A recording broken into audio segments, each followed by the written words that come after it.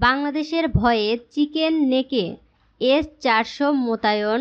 ভারতের শিলিগুড়ি করিডরে ভারতের সামরিক তৎপরতা নজিরবিহীনভাবে বেড়ে গেছে।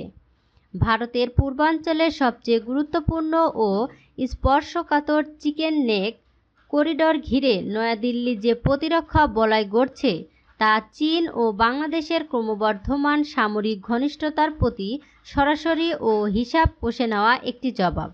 সম্প্রতি শিলিগুড়িতে রাশিয়ার তৈরি অত্যাধুনিক S-400 টায়াপ্ট আকাশ প্রতিরক্ষা ব্যবস্থা মোতায়েন করছে ভারত।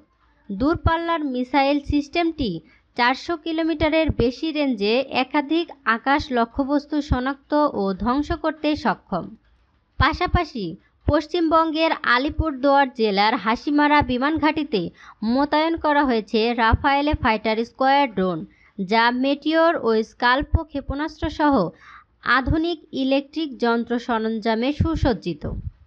শনিবার 24 মে প্রকাশিত ডিফেন্স সিকিউরিটি এশিয়ার প্রতিবেদনে বলা হয়, লালমনিরহাটে চীন সমর্থিত বিমান ঘাঁটি স্থাপনের সম্ভাব্যতা ও ঢাকার সঙ্গে বেল্ট অ্যান্ড রোড ইনিশিয়েটিভে জড়িত হওয়া ভারতের কাছে গভীর উদ্বেগের কারণ হয়ে উঠেছে। এছাড়া বাংলাদেশের হাতে 12টি TB2 ড্রোন আসার পর সীমান্তবর্তী এলাকায় তাদের ISR গোয়েন্দা নজরদারি ও পুনর্নিরীক্ষণ মিশন ভারতের প্রতিরক্ষা পরিকল্পনায় নতুন মাত্রা যোগ করেছে। গত বছর এই ড্রোন ভারতের সীমান্তের 10 কিলোমিটারের ভেতরে প্রবেশ করলে ভারত কঠোর প্রতিক্রিয়া জানায়।